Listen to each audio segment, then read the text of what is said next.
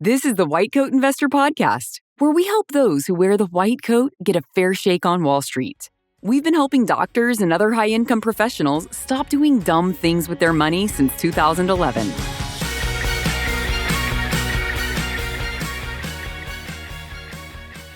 This is White Coat Investor Podcast number 369.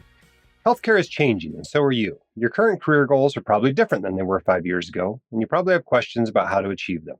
Consider locum tenens as a solution. Locumstory.com has all the information you need to learn about all the benefits of locums and how it can work for you.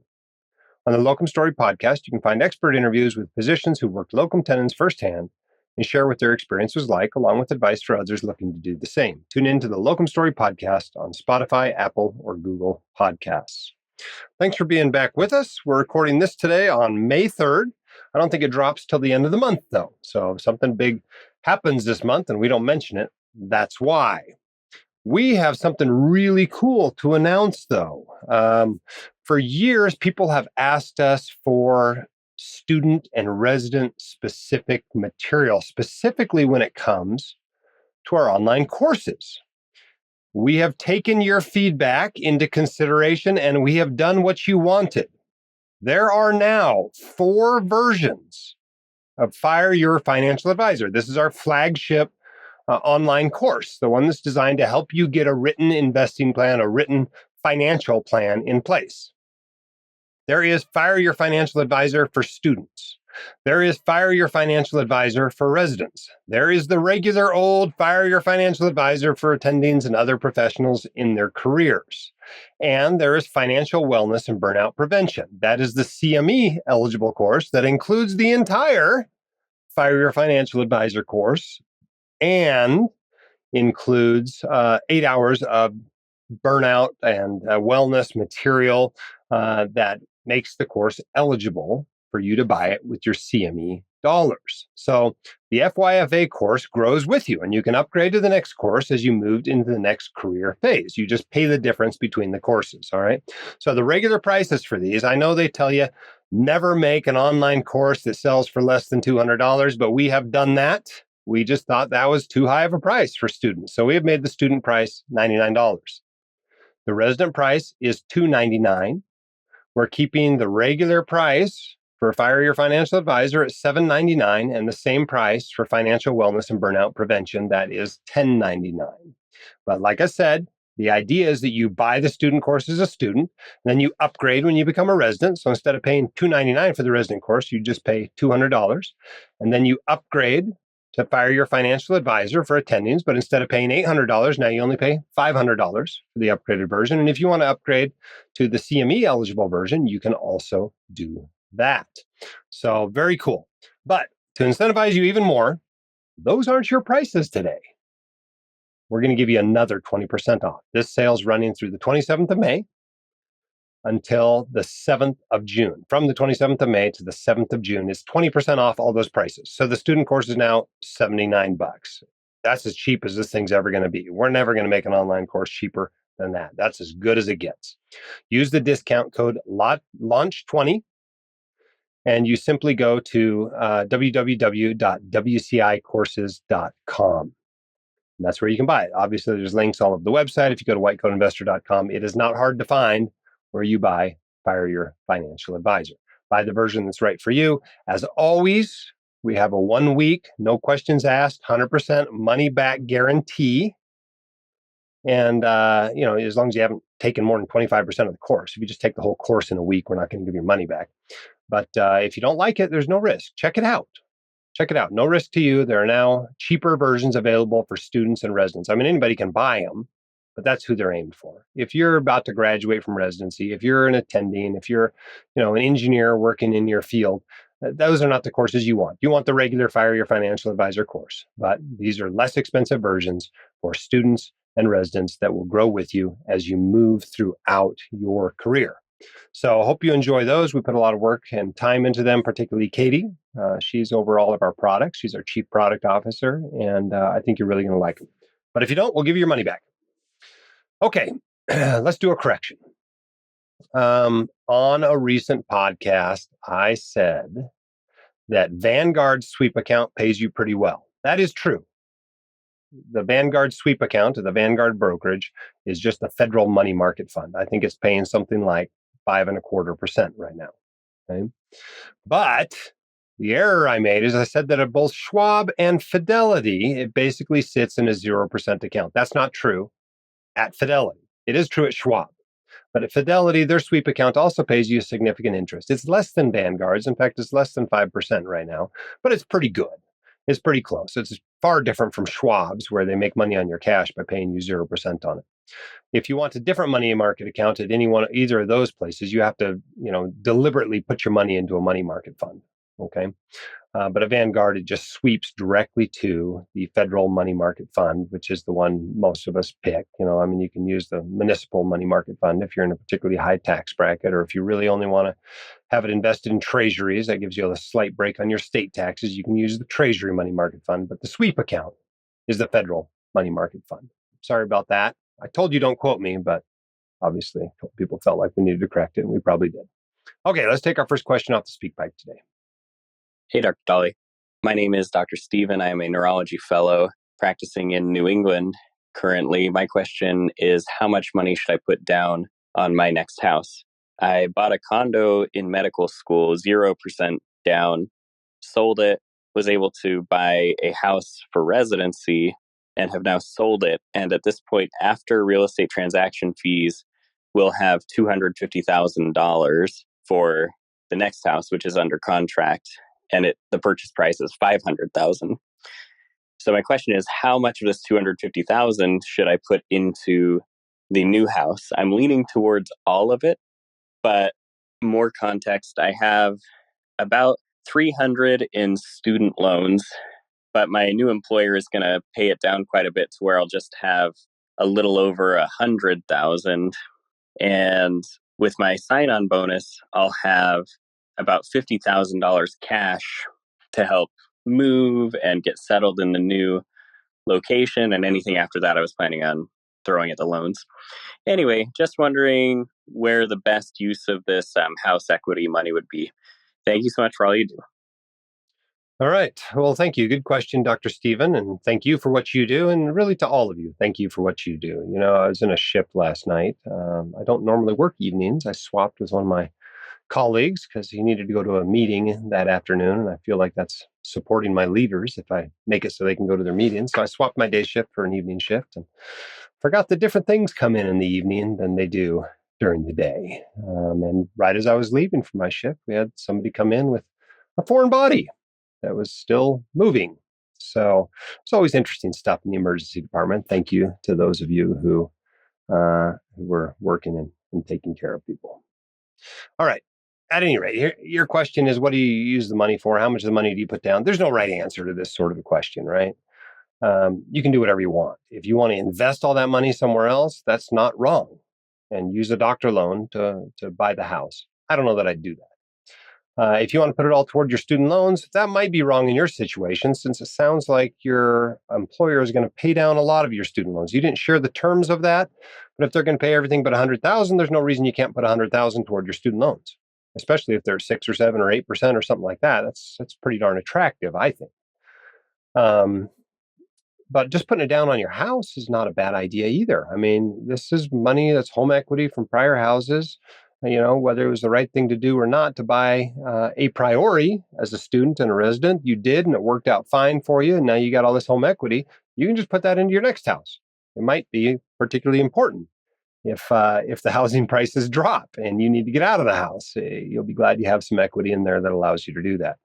Certainly, putting half the money down is going to reduce your mortgage payment, which is really nice. That's particularly important now that people are getting 6.5%, 7%, 7.5% mortgages. The lower your mortgage, the smaller your mortgage, the less interest you're paying, the lower your mortgage payment. That's a great use for cash. Lots of people obviously have good uses for cash when they're brand new attendings, right? They might need to beef up their emergency fund, pay off some student loans, pay off a car, replace a beater. Maxing out HSAs and retirement accounts is always a great thing to do. Some people want to get started saving for their own kids' college. There's all these great uses for cash, and usually not enough cash. You have much more cash than most people coming out of training. between the signing bonus and this home equity, you got $300,000. So great problem to have. There's not really a wrong use for it. I think I'd probably put the lion's share down as a down payment on the house. Maybe keep a little bit out, put toward your student loans, or keep a little bit out to beef up an emergency fund. But there's nothing wrong with just putting all $250,000 of it down. I mean, when mortgage rates are 6.5%, 7%, you're basically earning a guaranteed 6.5%, 7% on that money. So I find that pretty attractive. I mean, even if you put it in the federal money market fund I was discussing earlier, you're only going to make 5.25%.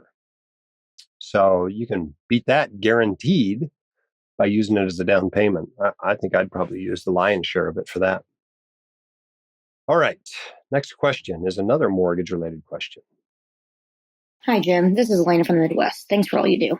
I'm an emergency physician, almost 3 years out of training with an annual income of about $450,000. My husband and I are under contract for a new construction home with a purchase price of $1.15 million. We are trying to decide if to use a 30-year jumbo loan at 7.25%, a 5-year ARM at 6.625% with 10% down, or a 5-year ARM at 6.5% with 20% down. Those ARMs are physician loans, so we won't have to pay PMI. We already put 10% down as an earnest money deposit, and the remaining 10% is in a money market fund that we have access to today. This decision also depends on student loans. I was initially pursuing PSLF, but I've recently changed jobs and no longer qualify. My student loan balance is now $220,000, and I'm on the SAVE plan with an interest rate of 5.625%. So now we have about $115,000 that could either go towards our down payment or student loan balance. I initially wanted 20% down to have more equity in the home, but now that I no longer qualify for loan forgiveness, I'm wondering if I should put that lump sum of money towards my loans now and take advantage of the physician loan. We also plan to itemize our taxes this year to benefit from the mortgage interest tax deduction. We don't qualify for the student loan interest deduction, so there's actually a benefit to pay more in mortgage interest, while there is no tax benefit to paying student loan interest.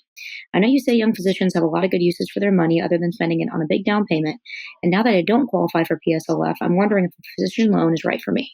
We'd likely refinance within these first 5 years if rates go down and recognize that rates going up is an inherent risk of an adjustable rate mortgage. Thanks for your thoughts. Okay. All of you out there in listener land, get all those numbers. I didn't. I had to listen to this 3 times to write down the numbers. Let's recap a little bit what the numbers are. It's a doc making $450,000. There's a spouse. I don't know if the spouse has any income or not. I'm assuming not, because it wasn't mentioned. And the house is $1.15 million. All right. Well, my guideline for buying houses is try to keep your mortgage to less than 2x your gross income. So if your gross income is $450,000, 2x that is $900,000. $1.15 million house is another $250,000. So if you don't put $250,000, you're going to be over that 2x guideline. Now, it's a guideline, right? It's not a hard and fast rule, but it does suggest that maybe it's a good idea to have a bit of a down payment when buying this house, so you don't feel house poor when you get in there. 3 options given for a mortgage, and these rates are probably changed by the time you listen to this. Rates change twice a day, so they're all over the place. You got to shop around, and it's kind of a pain searching for mortgage rates. It's much easier if you're comparing like to like, apples to apples, rather than apples to oranges. And you're just trying to decide right now what type of mortgage. It sounds like you're going to be there longer than 5 years, though. So a 5/1 ARM is fixed for only 5 years. After that, it's an adjustable rate mortgage. That's not necessarily bad. A lot of times, mortgages and adjustable student loans adjust downward. There were a lot of people that took out student loan refinancing a few years ago at 2.5%, and then it went to 1.5%. It's not all bad to have an ARM, but you do need to be able to afford the worst case scenario. So when you're looking at an ARM, see what the worst case scenario is. It might be capped at 9% or 12% or something. See what the worst case scenario is. Make sure you can afford that. If you can't afford that, you need to pay the bank to take that interest rate risk for you. What that means is a fixed mortgage. Okay, in this case, it'd be a jumbo loan because you're over the jumbo loan limit. But that's really neither here nor there. So your fixed rate was 7.25. Your adjustable rate after 5 years was 6.625 or 6.5, which are very close together, right? Those are only an eighth of a point difference. I don't know that I'd put an extra 10% down just to get my rate down an eighth of a point. That's not a huge benefit for that much money, I don't think. The risk for running the interest rate risk yourself, the benefit for that knocks about 3/4 of a point off. Well, that doesn't seem like you're really getting paid to take that either. I might lean toward the jumbo or the fixed rate loan on this one. And as far as what to do with that extra 10%, there's no right answer here. But if you look at the math, you can see that the mortgage interest rates are higher than the student loan interest rates. So putting the money toward, a 6.5 or 7.25% loan seems smarter mathematically than putting it toward a 5.625% loan. However, there's also the behavioral component to consider. And the idea is that you pay off your loans, in the snowball method, smallest loan to largest loan. And in that calculation, you would be paying off the student loans first. And but there's no right answer here, right? Do whichever one you want. I like the idea that you're putting it toward one or the other rather than spending it on a wake boat. I think when you owe $220,000 in student loans, it's not time to be buying second homes and wake boats and fancy F-250s and things like that. It's time to be putting the money toward building wealth, paying down debt or investing it. But which one you do, I don't think matters all that much. I think if I were in your situation, I'd probably get the fixed mortgage and I'd probably put 20% down. I think that's what I'd do. Don't get suckered into this idea that you ought to have a big mortgage because you get a mortgage interest deduction. That suckers a lot of people into buying way too much home, into borrowing too much money. Yes, it helps, but basically it just subsidizes your interest rate a little bit. That's all it does. It's not like free money, right? Because if you spend $100,000 in order to get a $32,000 deduction, that doesn't make sense, obviously. Okay, let's bring on, while we're talking about homes and interest rates, let's bring in an interview here I did recently with the folks from SI Homes. Now, obviously, SI Homes is an advertiser, a sponsor on this podcast. But I think it's always great to talk to Jim Sheils, and he's got a lot of great perspectives, both on real estate investing as well as life in general. So let's talk with him for a few minutes, then we'll get back to your questions. Here with me on the White Coat Investor Podcast today is one of our sponsors, Jim Sheils, a partner of Southern Impression Homes. Welcome back to the podcast, Jim. Hey, good to be here, Jim. Thanks for having me. Now, some people may remember we had you on the podcast talking about 18 Summers, talking about the family board meeting, your best-selling book. You've got a new book out too, which is pretty exciting. It sounds like you wrote it together with your wife. But for those who may not remember you or have never heard of you before, can you introduce both yourself as well as Southern Impression Homes? Sure. My name is Jim Sheils. I'm a partner at Southern Impression Homes. We focus on build to rent. We build rental portfolios for wealthy investors and work long term for that generational wealth effect. I'm also an author. I wrote a family book about 10 years ago that I never expected to write. But thanks to the support of groups like White Coat and others, it actually hit #1 Wall Street Journal. And it's about how do we balance our busy careers with staying successful at home. And there's just some real good fundamentals and principles that we share in that book that are now, it's being used by about 500,000 families worldwide, which is quite an honor. But a lot of people, Jim, after I wrote that first book, said, well, you have this quality time with your family. Give me the how. How do you have 5 kids, you're living a few months out of the year in Costa Rica, give me the how. And I said, well, the how for how I was able to even afford to get a best-selling book out and do these adventures was through my real estate investments. That's the how.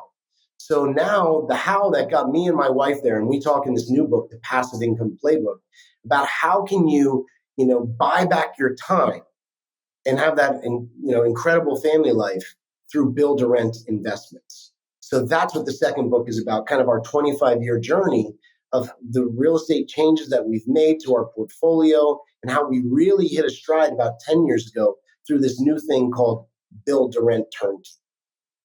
Yeah. So there'll be links in the show notes to both of those books, both the family board meeting as well as the passive income playbook, right? Yes, sir. Is the official title.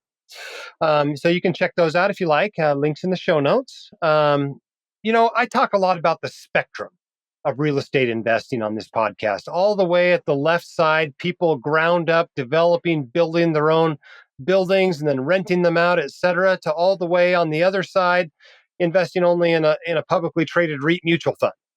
And everything else is somewhere in between.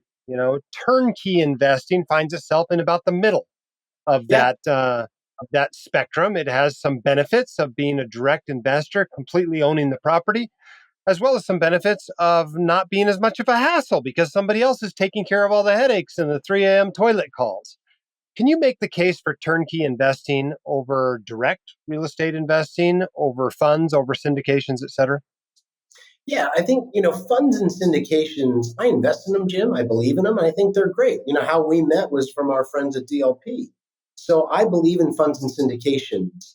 But I can honestly say the most amount of money I've made over the last 25 years is through my direct property ownership. And I think people forget that that's still an ability to be able to do that. Funds and syndications, you'll get a high interest rate return, which I like for some of my portfolio, but holding the property. Like we went over numbers before. If you invested 5 years ago, 250,000, let's say, into the S&P 500, well, Jim, you and I would have made 10.49%. That's a great return. If we had invested this $250,000 into a good real estate fund, again with Don over at DLP, we had probably over 13% of our money. That's a great return. And things that I personally do, but direct property ownership. $250,000, if you had invested into our build to rent program, owning your own new construction rentals in Jacksonville, Florida with us, your annual return over the last 5 years would have been 69% year over year.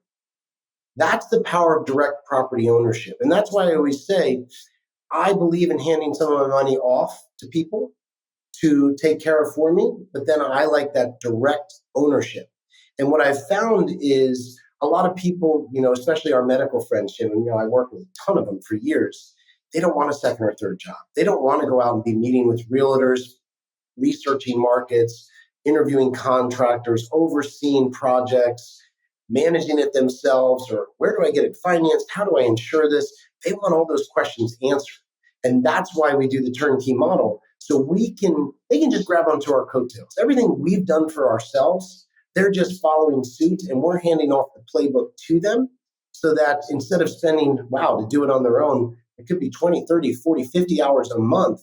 They're spending 2 hours a month through our program. Yeah. It's been a pretty remarkable run the last 5 years, not just in real estate, in stocks as well. I mean, We've had good returns. 2022 was maybe not a great year, but it's been some great returns the last few years. And obviously those can't be guaranteed going forward. But the nice thing about ownership, whether you own your practice, whether you own a business, whether you own a real estate property directly, you get all the benefits of ownership, all the downsides too, but all the benefits. And when it does well, you do really, really well. Yes. The other thing I really like about turnkey is the control, right? A lot of times you're going from one investment to the next one. You don't need the money yet. You're mid-career. You're living off your, earnings from your clinical work. You don't need all that money being paid back to you. And when a fund closes after 5 or 6 or 7 years, or a syndication wraps up and is sold off, well, all of a sudden you've got to realize all those capital gains. You don't have to do that when you're the direct property owner. Yes. You can put that off. You can exchange to another property. You can leave it for your heirs, and nobody ever pays taxes on the depreciation recapture on those capital gains. The control, I think, is a big bonus of turnkey investing that I think people don't put enough emphasis on, being able to really control the tax situation and the investment situation in the long run. And I think that's one of the greatest benefits of it. Now, Southern Impression Homes does something really cool right now. Interest rates went up about 4% over the last couple of years. Yes. People looking out there to buy investment real estate, they're finding out that they're paying, 7%, 7.5%, et cetera. You have done something really cool to allow your investors to buy these homes with much better financing than that. Can you describe that for us? Yeah, when June 2022, and that was just the hockey stick time. All of a sudden, rates started going, and the Fed has a history of doing this. And as you said, it went up 4 points. And we didn't see that we had a pricing problem. We had an interest rate problem because most of our people, they want cash flow. And the difference between a good interest rate or a bad interest rate is whether it has positive cash flow or negative cash flow.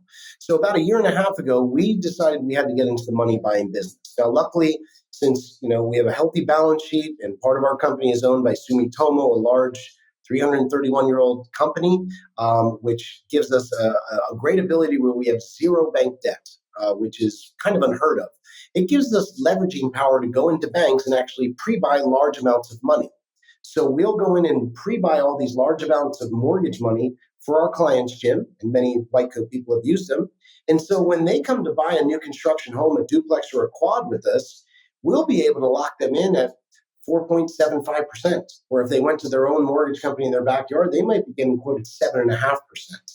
And the goal of that is we want to get people positive cash flow and off on the right foot. And that interest rate difference, as you know, can make all the difference. Yeah, very cool.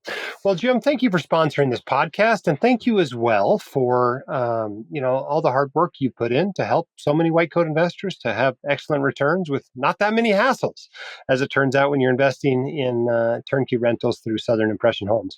For those who would like more information about this company and these investment opportunities, you can find that at whitecoatinvestor.com/SI Homes. That's /SI Homes. Thanks so much, Jim, for your time. Thank you.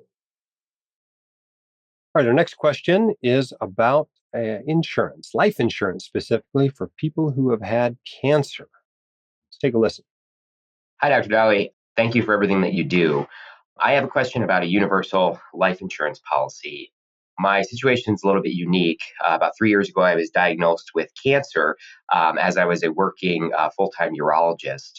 I had to take a year off of work on disability for treatments, but I was able to get back to work over the last 2 years, full force now, and everything's been going great. My question is that I had a group life insurance policy in my previous employer. And when I terminated employment there, knowing that I had a cancer diagnosis, I was nervous about being uninsurable for other life insurance policies, none of which I had. So I converted that to an individual universal life insurance policy. It's quite expensive. It's about $800 a month. And just wondering, in my situation, given that I'm kind of uninsurable otherwise, is this one of those exception to the rules, carrying I think it's a $550,000 policy? It does have a little bit of cash value. In my new employer, I also have another group policy of another $500,000. So overall coverage, a little bit over $1 million. My wife is also a physician, so we have quite a bit of income coming in, but still working to pay off student loans and some other debts like a mortgage. So let me know your thoughts if you think that's one of those exceptions to the rule or still worthwhile getting out of at this time. Thanks a lot. All right, great question. A lot of details there as well. 2-physician household, doc that has had cancer, was on disability for a year, now 2 years of presumably cancer-free and working full-time, no longer disabled. Has an expensive universal life policy. I want to tell you, first of all, I think you made the right decision taking that policy with you in whatever form they let you take it. Now, obviously, it's great if you can take it as a term policy. Sounds like maybe the only way they'd let you do it was this universal life policy. When you do not qualify to get life insurance and you have life insurance, hold on to the life insurance you have. Now, this assumes you actually have a life insurance need. You talk about having a mortgage, you talk about having some student loans, you talk about being relatively early career. I'm assuming you actually need the life insurance. That's not necessarily true, right? I mean, if you died, your wife is a doc.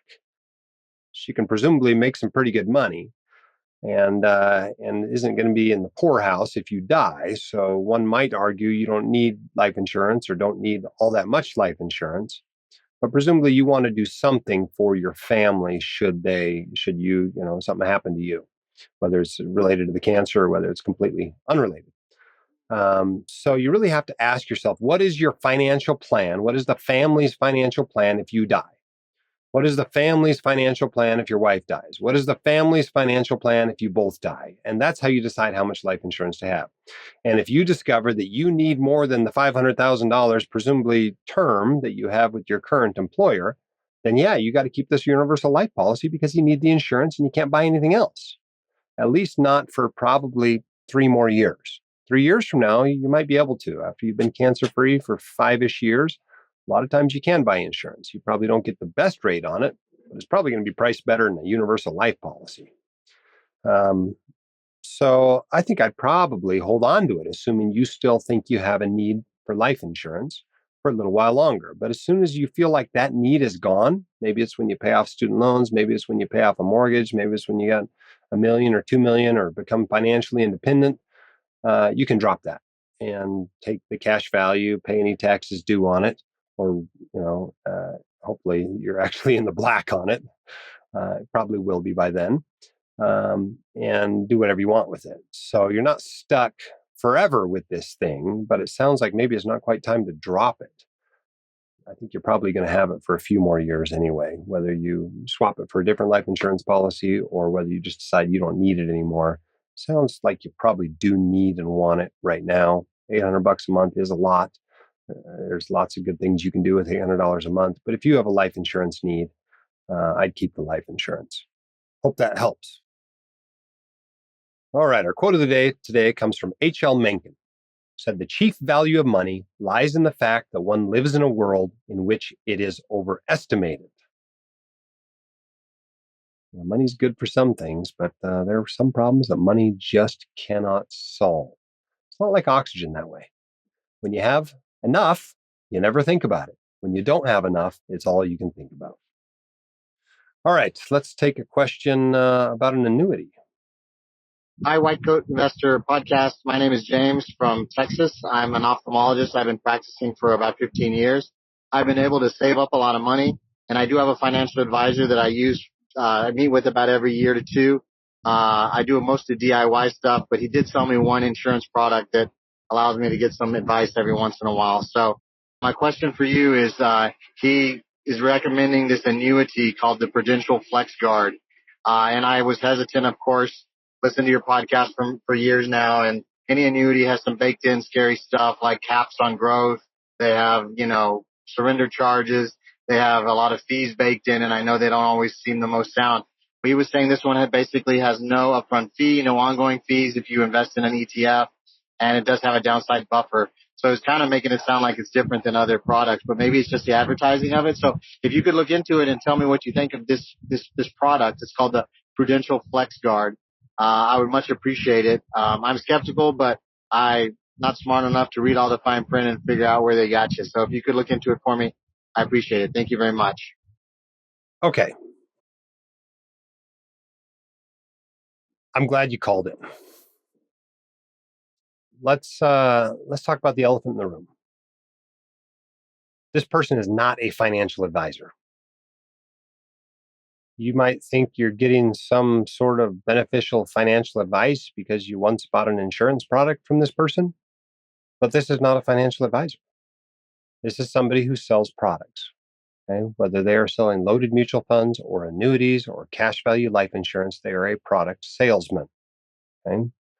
Maybe a couple of years ago, they were selling used cars. Maybe a couple of years from now, they'll be selling refrigerators. They are not a financial advisor. They might call themselves a financial advisor, but they are not a financial advisor. When you go to get financial advice, I think you ought to pay for financial advice, not commissions on products. That way, the advice is far more bias-free. Now, there's all kinds of biases out there. I understand that. But I think the model where you pay commissions for financial advice is just too biased. It is just, those incentives are all wrong, and even really good people can't resist them.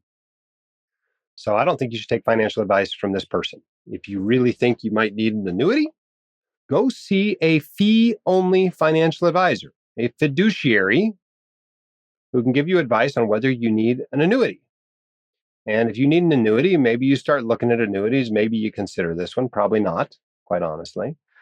But first determine if you need an annuity. You don't go to the car salesman at the dealership and ask if you need a new car. You don't go to the barber and ask if you need a haircut, right?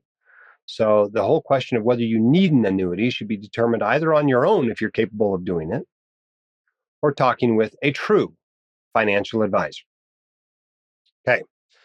You didn't say anything that indicated to me that there's a need here for an annuity. I don't have all your financial information in front of me. Maybe there's something I'm missing, but an annuity is a very specific product with very specific needs that it fills. If you don't have one of those needs, don't buy an annuity. There's lots of expenses associated with it. It limits your options. You lose some optionality, some flexibility when you buy one. Don't buy an annuity unless you have a need for an annuity. There's a cost to it. It's an insurance product, and that insurance has costs. Not the least of which is the commission this person would earn.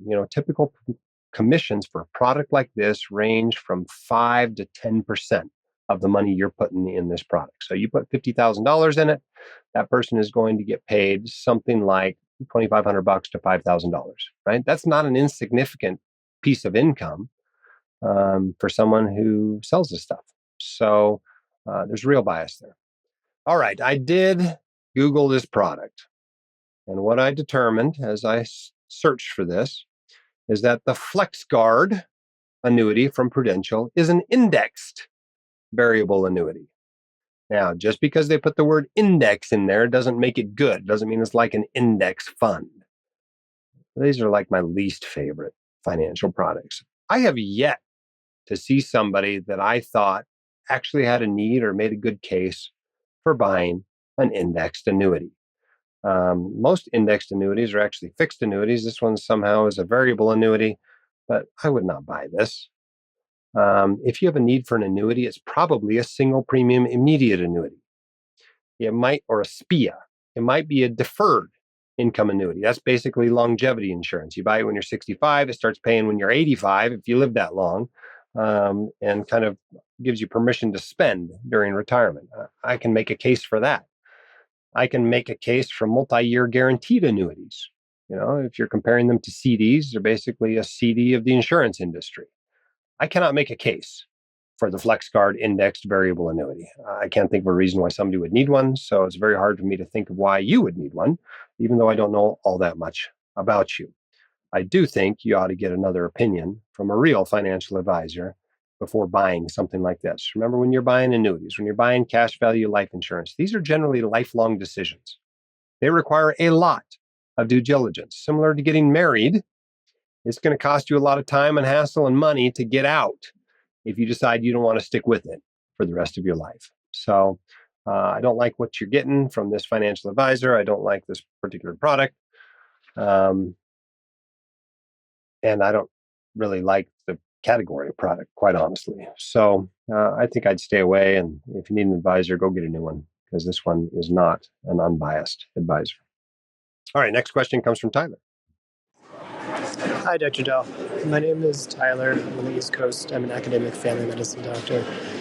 I have been trying to teach my residents your lessons, and so far I think they greatly appreciate it. I had a question the other day as I was going through the residency waterfall subjects that you have in one of your blog posts. One of the residents said that she was told by a friend who is in financial planning of some sort that she should slowly pay off her loan, because the longer she has a loan, it improves her credit score. This is not the first time I've heard this, especially I think last time I heard it was when my wife and I bought a new car for her, and it was financed.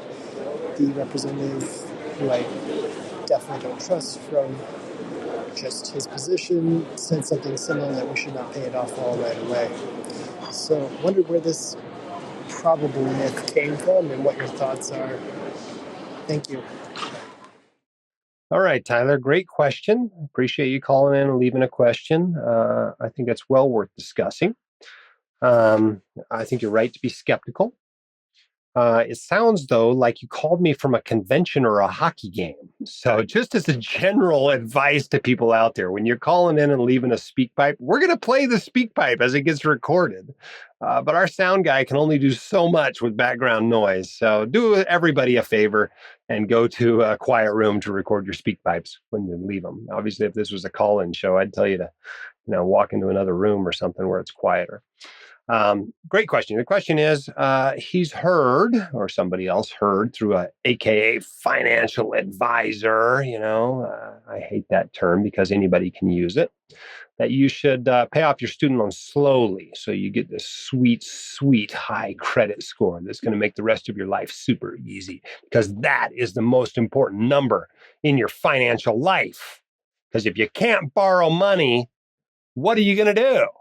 How can you possibly live without borrowing money? I don't understand. How does that happen? Where would I get this saved money from, as Steve Martin says in that old Saturday Night Live skit, which you should definitely watch if you've never seen. It's titled, Don't Buy Stuff You Cannot Afford. At any rate, let's talk about credit scores. I understand that credit scores can make your life a little bit easier. You don't need all that high of one. If your credit score is 740 or 760, that's as high as it needs to be. Okay?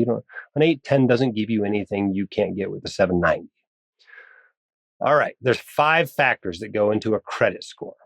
Okay. Well, before we get into that, let's talk about what credit scores are used for. They're used for borrowing money. Okay? They check your credit score when you get a new credit card. They check your credit score when you get a car loan. They check your credit score when you get a mortgage. But they're also used for some other stuff. Sometimes employers check them. They can be checked as part of a background check if you want a military or government job. Sometimes utilities will use them. And so there are a few uses. I think it probably is relatively useful to have a decent credit score. I don't feel like you can't ever have a credit card or you're a terrible person, but I am aware that the studies show you're likely to spend more with a credit card than you are without one. When you use credit, as general rules, studies show that people on average spend 10 or 15% more than they do if they're not using credit. So don't feel like you have to have no credit at all, but also don't feel like you got to do all this stuff to build up a great credit score. You don't have to do much to get a great credit score, right? Put your gasoline on a credit card, pay it off every month, and that's enough of a credit, combined with, making your rent payments to buy a house. That's it. That's all they need. You talk to the mortgage lenders, they're like, 2, maybe 3 sources of credit. That's all you need. You don't need 12 credit cards and student loans and some old house. And, you just don't need that for the things that you need a credit score for. Okay. So when somebody tells you to do something just to increase your credit score, they're probably an idiot. All right. Unless you're like, I need to buy a house in 6 months and I don't have a credit score at all. What should I do? Well, go start buying your gas on a credit card and maybe get one other credit card and put one thing on it and pay it off. And now you have 2 lines of credit and you can show that you're responsible with credit. All right. Credit score. Where's it come from? Well, it's based on 5 factors. Your payment history, the amount owed, new credit, the length of your credit history, and the mix of credit, or the various different types of credit. The most important things are on-time payments and the amount of credit you've used. Okay, so basically, if you just pay your bills, you'll have a high credit score. If you're like most people, all you got to do is just do what you agreed to do. That's all a credit score is measuring. You borrowed money, you paid it back. That's it. And so if you just put some money on a credit card every month and pay it off every month automatically with an automatic payment out of your checking account, that's good enough. Okay? By the way, if your kid needs a credit score, the best way to establish it is just add them to your oldest credit card. And voila, in a few months, they've got a top-notch credit score too. But basically, payment history is 35% of it. The amount owed is 30%. The length of your credit history is 15%. New credit is 10%. Credit mix is 10%. So now we know that stuff about a credit score. Let's evaluate this advice that you should keep your student loans or drag them out longer than you otherwise would in order to have a higher credit score. Well, you might get a lower credit score doing that, especially if you're not making the payments you're supposed to make on it. The most important thing is that you make the payments. That's 35% of your credit score. The amount you owe, as a general rule, what we're talking about here is the amount you owe divided by the total amount of credit available to you. So the idea is you have a $10,000 limit on your credit card, but you only used $50. That's really good for your credit score. Whereas if you run that card up and you owe $9,500 on that card with a $10,000 limit, that's not so good. So that's what we're talking about when we're talking about amount owed. And that's 30% of your credit score. So having a bunch of, showing that you made payments on your student loans, that would help your credit score. But owing a whole bunch of money on student loans is not going to help your credit score. The length of your credit history, I guess if you had student loans for decades, that shows that you can be responsible with credit for decades, although I would argue just the opposite. If you can't pay your student loans off quickly, you're not that responsible with credit. New credit, we're talking about new inquiries, right? If you make a bunch of inquiries for new credit, that can drop your credit score. That's 10% of the value. So that's usually bad if you go to get a mortgage and they look and you applied for credit 37 times in the previous 2 months. That makes them wonder if maybe giving you a loan is a bad idea. And then lastly, it's a credit mix. I guess having student loans and a car loan and credit cards would give you a slight increase to your credit score, but that's only 10%. None of that sounds like good reason to drag student loans out longer than you otherwise would. My recommendation is you get rid of your student loans within 5 years of getting out of your training program, whatever that might be, you're out of school. If you're going for PSLF, it might take 7, right? If you made 3 years of payments during residency and you got to make 7 more payments as PSLF, well, maybe it takes you 7. But for most people, they're going to want to be out of student loan debt within 5 years. And I have yet to regret anybody to meet anybody who regrets paying it off in 1 or 2 or 3 years. So pay it off. Don't drag it out. And certainly don't drag it out so you can have a higher credit score. That's stupid. Healthcare is changing, and so are you. Your current career goals are probably different than they were 5 years ago. You probably have questions about how to achieve them. Consider locum tenens as a solution. Locumstory.com has all the information you need to learn more about the benefits of locums and how it can work for you. On the Locumstory Podcast, you can find expert interviews with physicians who worked locum tenens firsthand and share what their experience was like, along with advice for others looking to do the same. Tune in to the Locumstory Podcast on Spotify, Apple, or Google Podcasts. Okay, as I mentioned earlier, if you go to WCIcourses.com, you will see that we have some new online courses. And these are actually different flavors of the Fire Your Financial Advisor course. This is our flagship course that takes you from zero to hero, right? It helps you be financially literate, helps you have a written financial plan that you can follow to investment success. It's a really great course. People love it. We get great reviews on it. It's priced dramatically cheaper than hiring a professional to help you draft up a financial plan. It is more expensive than doing it yourself, just reading blogs and listening to podcasts and reading books and writing your own financial plan. It is more expensive than that, but it's much cheaper than hiring a financial advisor. We think it's great. You can go to WCIcourses.com and buy it. But the news is that we've got 4 versions of it now. Okay? 4 versions. One for students, okay? That's $99. One for residents, that's $299. One for regular people in their career, attending physicians, dentists, etc. That is $799. And then the one that's eligible for CME, that is $1099. But for the next few days, through June 7th, they're all 20% off. That means the student ones as little as $79. And let's see if I can do the math here. 20% off, $300. That's $60 off. So that one should be $239.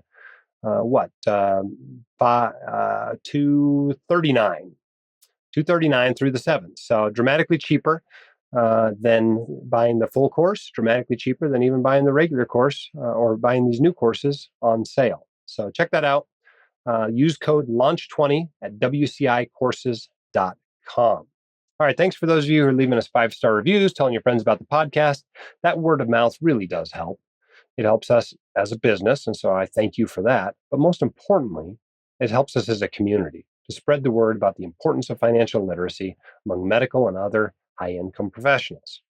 A recent review said, a must for any medical professional. I discovered the White Coat Investor toward the 5th year of my training. Although it's been only 4 years since then, it's been a life-changing. The podcast information should be given to any medical professional and high earner as early as possible before they're in a big hole of debts. Now I won't miss any episodes. Thank you for all the great advice. 5 stars. Thanks for that great review. All right. Hope you're all doing well out there. It's that time of year when we're going into summer. I hope you have some fun plans for the summer. If you have kids and they're getting out of school this week, boy, enjoy them. They don't last long. Before you know it, they'll be out of the house. Keep your head up and shoulders back. You've got this. We're here to help. We'll see you next time on the White Coat Investor Podcast. The hosts of the White Coat Investor are not licensed accountants, attorneys, or financial advisors. This podcast is for your entertainment and information only. It should not be considered professional or personalized financial advice.